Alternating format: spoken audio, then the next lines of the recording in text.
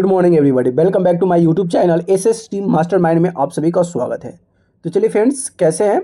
आशा करते हैं आप सभी अच्छे होंगे, मस्त होंगे, तंदुरुस्त होंगे और अच्छे से स्टडी कर रहे होंगे। तो एसएसटी मास्टरमाइंड जो कि आपका हमारे चैनल पे सिविक्स का क्लास होता है, पॉलिटिकल का क्लास होता है, ज्योग्राफी का क्लास होता है और हिस्ट्री का क्लास होता है, और क्लास 6 से लेकर क्लास 12 तक, ठीक है, एनसीईआरटी हिंदी का। और ये किस लिए उपयोगी है? तो ये आपका सीटेट का एग्ज़ाम दे रहे हैं, या आप केवीएस का दे रहे हैं, या आप डीलेट का दे रहे हैं, या आप यूपीएससी का दे रहे हैं, या बीपीएससी का दे रहे हैं। इस सभी एग्ज़ाम के लिए आपका most important channel SST mastermind है, जो कि एसएसटी में जितने भी आपको हम बताए, सिविक्स बताए, पॉलिटिकल बताए, हिस्ट्री बताए, ज्योग्राफी बताए, इस सभी का क्लास आपको हमारे चैनल पे मिलता है। और आज हम इस वीडियो में चर्चा करने वाले हैं ये क्लास 7 का चैप्टर नंबर 1, जिसका नाम है समानता, इकाई 1 है। तो यहाँ से हम क्वेश्चन को सॉल्व नहीं करेंगे, हम बुक को पढ़ेंगे और बुक पढ़ने के बाद फिर हम चर्चा करेंगे कि हमें क्या चीज़ आया, क्या चीज़ नहीं आया और क्या क्या हम सीखें। तो सबसे पहले हम समानता की चर्चा कर लेते हैं। समानता यानी सबका समान का अधिकार। पिक्चर यहाँ पे दिया गया है, भारत लोकतंत्र में समानता। ये जो भागे हैं ये सभी नहीं पढ़ना है, यहाँ से स्टार्ट होता है, यहाँ से ध्यान से देखिएगा। समानता का मतलब होता है समान। क्वेश्चन का, क्या आपको अपने जीवन में कोई ऐसी घटना याद है जब आपकी गरिमा को चोट पहुंची हो? आपको उस समय कैसा महसूस हुआ था? अगर देखिए प्यारे बच्चों, अगर मैं अपनी जीवन लाइफ के अगर बारे में बताऊं तो मैं अपनी पीड़ा बताता हूं, जो कि ज़िंदगी में उसको भूला नहीं जा सकता है, और वो अभी तक मुझे याद है। जब मैं प्राइवेट स्कूल में पढ़ता था, जब मैं पढ़ता था, और उस समय मैं क्लास 1 में था, 1 या 2 में रहा था। तो मेरे एक टीचर थे, क्या थे? मेरे एक शिक्षक थे, टीचर थे। वो पड़ोस के टीचर थे, बगल के गांव के। तो उनका गलती क्या था मेरा, कि वो डिक्टेशन करवाए थे, कोई चीज़ लिखवाए थे, और एक लड़की थी जो मेरे बगल के गांव की थी। मतलब मेरा गांव, 2 गांव के बीच में मेरा गांव था। तो एक गांव के बीच की लड़की जाती थी पढ़ने के लिए स्कूल में, और मैं जाता था, और दूसरे गांव से एक सर आते थे। जब डिक्टेशन हुआ, एग्ज़ाम हुआ, मानिए कि टेस्ट हुआ, तो एक लड़की का कोई वर्ड अगर गलती था तो सर क्या कर दिए, उसको मिटाकर, उस लड़की का गलती को मिटाकर पेंसिल से सही लिखकर उसको सही कर दिए और नंबर दे दिए। और मेरा एक लेटर, एक हर्षिकार दीर्घिकार गलती था, उसको काट कर गलती कर दी और नंबर कम कर दिए। तो ये जो घटना था, जो कि बहुत चोट पहुंचाई। तो वही आपसे पूछा है कि क्या आपके साथ भी ऐसा कुछ हुआ है, तो उसको आप बता दीजिए। हमारे पास जो घटना हुआ था मैं आपको बताया, आप बताइए आपके साथ कोई घटना हुआ था। तो पहले ऊपर में मोची था, 2 बच्चे जो पॉलिश कर रहे थे, समानता उसमें दर्शाया गया है। अब ये समानता क्या है?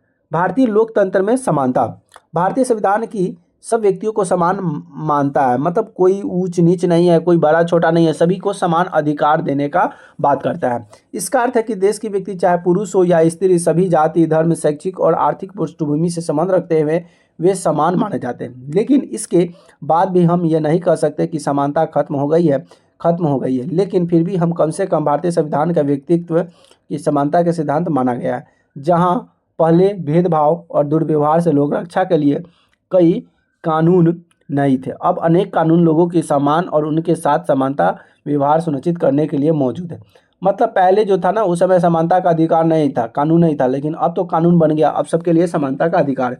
जैसे कि यहाँ पे दर्शाया गया, 1975 में बनी दीवान फिल्म में जूते पॉलिश करने वाले एक लड़का फेंक कर दिए गए पैसे उठाकर इनकार कर देता है। वह समानता की तरह उसका काम भी गरिमा है, और उसे उसका भुगतान आदर सहित किया जाना चाहिए। अब यहाँ पे एक फिल्म में दर्शाया गया था कि एक मोची जब जूता बच्चा है और ये जूता का पॉलिश करता है, तो उसके साथ जो अभद्र व्यवहार करता है, उससे पैसा हाथ में न देकर फेंक कर पैसा देता है, तो बच्चा भी कहता है कि नहीं, मुझे भी समानता का अधिकार है और मुझे भी सम्मान की तरह, गरिमा की तरह मुझे भी अधिकार मिलना चाहिए। तो फिर वो पैसा नहीं लेता है, कहता है कि आप पैसा उठाकर मुझे हाथ में दीजिए तब मैं पैसा लूँगा। सलाम है ऐसे बच्चों को और ऐसे अपने हक के लिए आवाज़ उठाता रहे। अगला है कि समानता की स्थापना करने के लिए संविधान में जो प्रावधान है उसे निम्नलिखित। प्रथम, कानून की दृष्टि से हर व्यक्ति समान है। देखिए, कानून की दृष्टि से हर व्यक्ति क्या है, समान माना गया। इसका तात्पर्य है कि हर व्यक्ति को देश के राष्ट्रपति से लेकर क्रांता, घरेलू कामकाज, नौकरी करने वाले महिलाएं तथा सभी को एक जैसे कानून का पालन करना है। दूसरे किसी व्यक्ति को साथ उसे धर्म, जाति या वंशागत के, उसे स्त्री पुरुष के आधार पर भेदभाव नहीं किया जाना चाहिए। देखिए, पहला कहा कि समानता का अधिकार। आप पुलिस हैं, इंस्पेक्टर है, राष्ट्रपति है, प्रधानमंत्री है, जो गरीब पर नियम लागू होता है वही नियम प्रधानमंत्री पर भी लागू होगा। जो प्रधानमंत्री पर नियम लागू है उस पर भी आम जनता पर भी लागू होगा। जैसे कि अगर हम रोड में चल रहे हैं, तो रोड में चल रहे हैं तो अगर ट्रैफिक लाइट, अगर लाइट जल रहा है तो सबको रुकना है। ऐसा नहीं कि प्रधानमंत्री चल जाएंगे और सब खड़े रह जाएगा। तो सबके लिए समान अधिकार है। दूसरी, किसी व्यक्ति हो, धर्म हो, जाति हो, वंश हो, जन्म का स्थान हो, स्त्री या पुरुष हो, सबको भेदभाव नहीं किया जाना चाहिए। सभी के प्रति समान व्यवहार होना चाहिए। ये स्त्री पुरुष, ये तुम जात का हो, ये जात का है, ये धर्म का है, वो धर्म का है, तुम्हारा जन्म यहाँ वहाँ जन्म, ऐसे कोई भावना, या वह पुरुष है महिला, ऐसी कोई भेदभाव नहीं होना चाहिए। ये दूसरा सत्य। तीसरा है कि हर व्यक्ति सार्वजनिक स्थान पर जा सकता है जिसमें खेल मैदान, होटल, दुकान, बाजार आदि सम्मिलित है। सब लोग सार्वजनिक स्थान पर जा सकते हैं। ये मेरा तीसरा अधिकार है। कोई नहीं कहेगा कि तुम छोट जाट के हो तो तुम यहाँ पे नहीं जा सकते हो, वहाँ पे नहीं जा सकते हो। ठीक है। शासन ने संविधान द्वारा मान्यता की गई मामले में अधिकार को दो तरह से लागू किया है। पहला कानून के द्वारा, दूसरा सरकार नियोजन कार्मिक द्वारा सुविधाजनक मदद। भारत ऐसे कानून जो कि व्यक्ति के समान व्यवहार प्रदान करने के अधिकार की रक्षा करते हैं। कानून के साथ साथ सरकार उन समुदायों जिनके साथ सैकड़ों वर्षों का असमानता व्यवहार हुआ है, उनका जीवन सुधारने के लिए अनेक कार्यक्रम योजनाएं लागू की गई है। ये योजनाएं सुनिश्चित करने के लिए चलाई गई है जिन लोगों को अतीत में अवसर नहीं मिले हैं वह उन्हें अधिक अवसर प्राप्त हों। इस दिशा में सरकार उठाया कदम, सरकार इसमें कदम ही उठाना चाहिए। अगर कदम नहीं उठाएगा तो भाई सब दबे के दबे रह जाते हैं। उठाया गया है मध्य भोजन की व्यवस्था। कार्यक्रम में अंतर्गत सभी सरकार प्राथमिक स्कूल के बच्चों को दोपहर के भोजन स्कूल द्वारा दिया जाता है। इस योजना भारत के सर्वप्रथम, अब देखिए यहाँ से मोस्ट इम्पोर्टेंट क्वेश्चन आ गया कि देखिए भारत में क्या है, भारत में सर्वप्रथम तमिलनाडु राज्य में प्रारंभ किया गया था। 2001 में उच्चतम न्यायालय में सर्वोच्च सरकार द्वारा स्कूल में 6 माह के अंदर आरंभ किया। अब पूछा जाएगा कि भारत में कौन सा राज्य में दोपहर की भोजन, स्कूल में दोपहर का भोजन देने का निर्णय लिया था और सबसे पहले चालू किया गया था।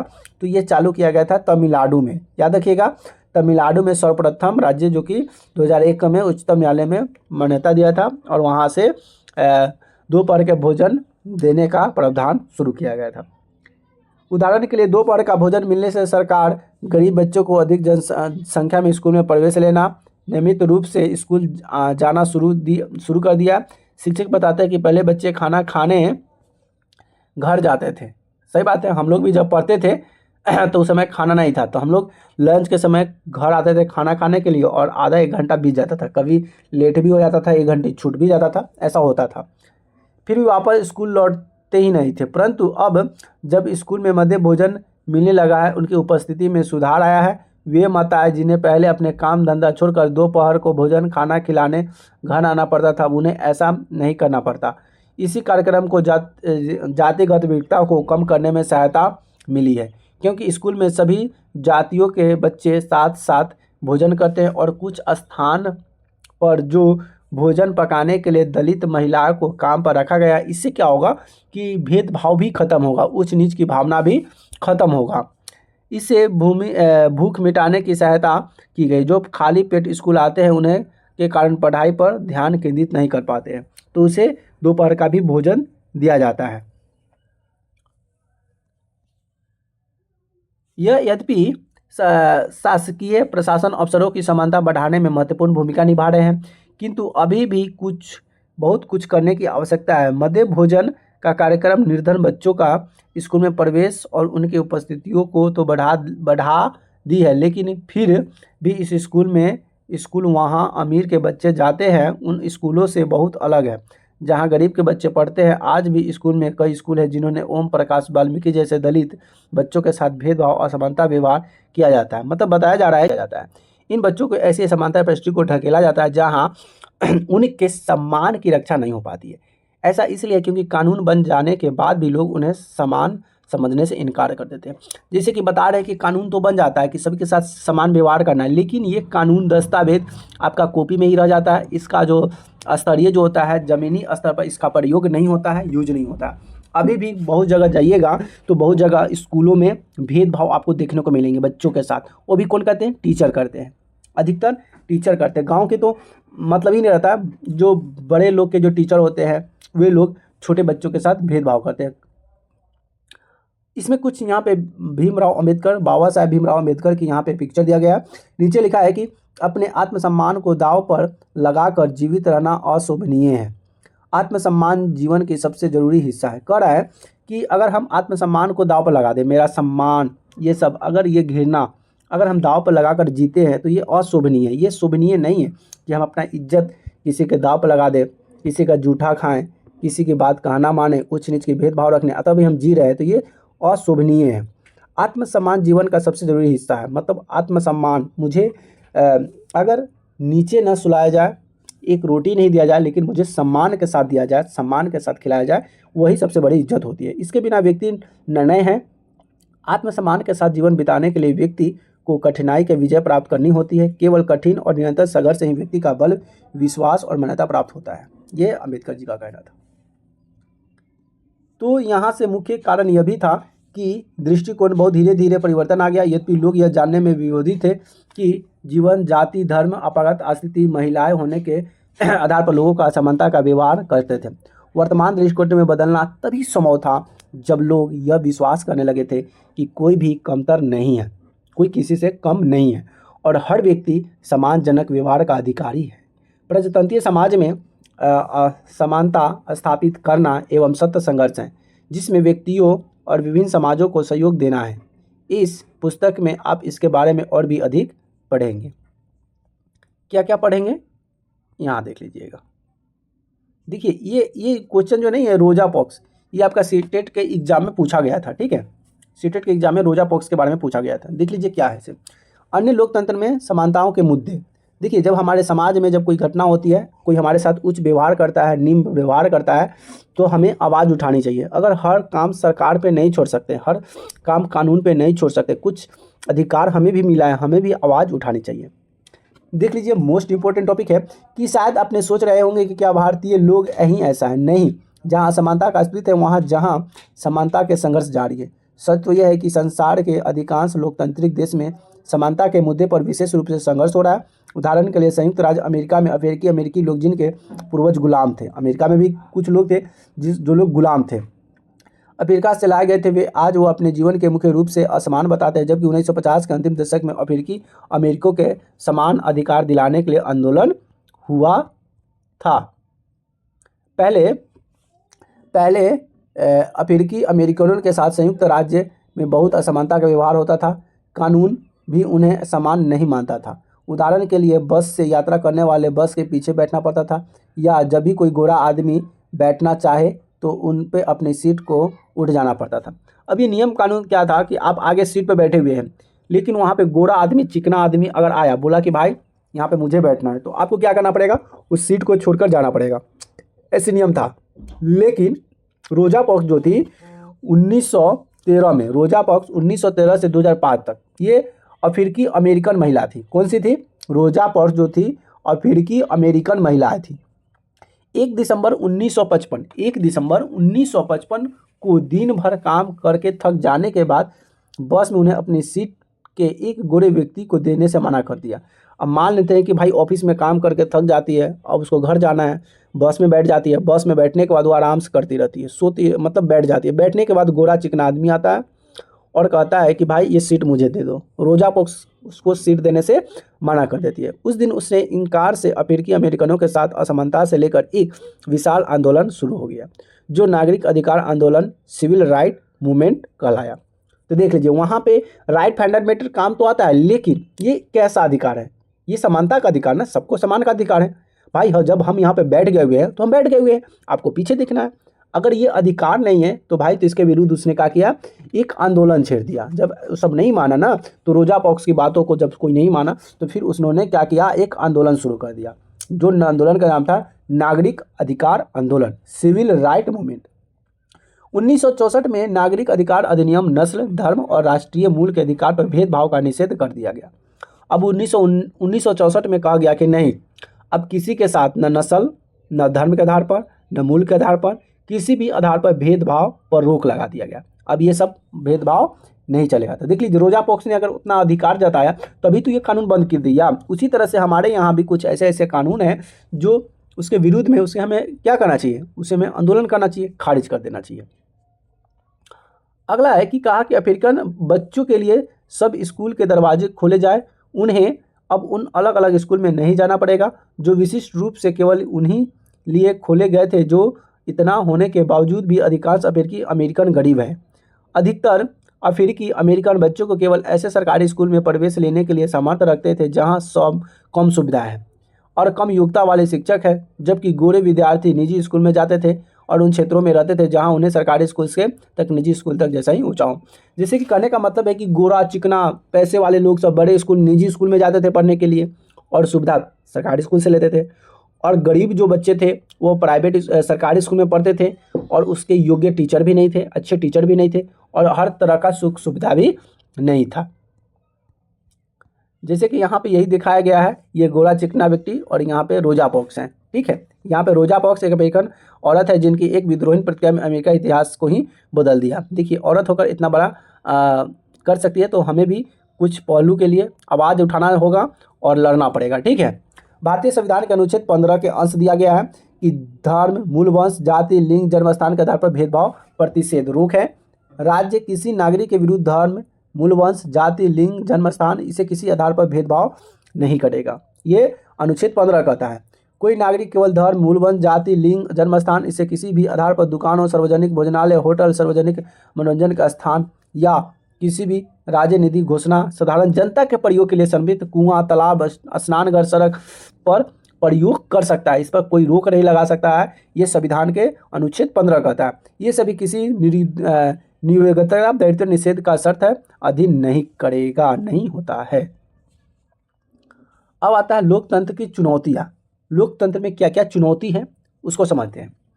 किसी देश को पूरी तरह से लोकतांत्रिक नहीं कहा सकता, बिल्कुल भी नहीं कहा सकता। हमारा भी जो देश है ये लोकतांत्रिक नहीं है। देख लीजिए, हम लोग तो संविधान को मानने वाले लोग हैं, लेकिन ये 100% आपको हम कहते हैं, ये 100% लिख कर ले लो कि मुस्लिम जो लोग जो होते हैं ना, ये संविधान को नहीं मानते हैं, संविधान को नहीं मानते हैं। क्या करते हैं? संविधान को नहीं मानते। इनका कहना है कि सबसे पहले मेरा कुरान फिर धर्म। ठीक है, तो संविधान को नहीं मानते। इसलिए कहा जाए कि किसी भी देश को पूरी तरह से लोकतांत्रिक नहीं कहा जा सकता। हमेशा से ही ऐसा समुदाय व्यक्ति होते हैं जो लोकतंत्र को नए अर्थ देते हैं और अधिक से अधिक समानता लाने के लिए नए नए सवाल उठाते हैं। इस केंद्र में वो संघर्ष है जो व्यक्ति की समानता और सम्मान दिलाने का पक्षधर है। इस पुस्तक में आगे पढ़ेंगे कि जिस तरह से समानता प्रश्न भारतीय लोकतंत्र में हमारे दैनिक जीवन का विभिन्न पहलुओं को प्रभावित करता है, वह इन पढ़ने ते हुए विचार कीजिए और इसे समानता और आत्मसम्मान को ऊंचा रखने की भावना को लोग स्वीकार करें या न करें। तो यहाँ से आपका जितने भी एकदम बढ़िया से एक्सप्लेन कर दिए हैं और बढ़िया से समझा भी दिए हुए हैं, क्या है नहीं है एकदम डिटेल में। तो उसको ध्यान समझिएगा, उसको ध्यान से पढ़िएगा। पढ़ने के बाद फिर आपका यहाँ से क्वेश्चन आंसर आ जाता है। ठीक है, कि लोकतंत्र में सर्वधर्मिक मताधिकार क्यों महत्वपूर्ण है। बॉक्स में दिए संविधान 15 के पुनः पढ़िए और उसे 2 तरीके बताइए जिसमें अनुच्छेद समानता को दूर करता है। जैसे कि अभी हमें बताया क्या क्या दूर करता है। कानून के सामने सब व्यक्ति बराबर है, इस कथन से आप क्या समझते हैं, इसे विचार को लोकतंत्र महत्वपूर्ण क्यों है। और यहाँ से सभी क्वेश्चन जो आंसर दिया गया है देख लीजिए यहाँ पे। और ये सभी जो है आपका क्लास 7 का पॉलिटिकल साइंस चैप्टर 1 था, समानता। तो यहाँ से अगर इसका क्वेश्चन आंसर होगा तो इसका क्वेश्चन आंसर मैंने 1 2 3 4 क्वेश्चन आंसर है, इसका क्वेश्चन आंसर भी मैं आपको करा दूंगा। तो आप एक बार कमेंट जरूर कर दीजिएगा। आपको ये वीडियो कैसी लगी प्लीज़ कमेंट करके जरूर बताइएगा। वीडियो अच्छी लगी तो वीडियो को लाइक कमेंट शेयर जरूर कर दीजिएगा। अभी तक चैनल को सब्सक्राइब नहीं किया तो चैनल को सब्सक्राइब भी जरूर कर लीजिएगा। फिर मिलेंगे नए वीडियो में नए टॉपिक के साथ, तब तक के लिए जय हिंद, वंदे मातरम।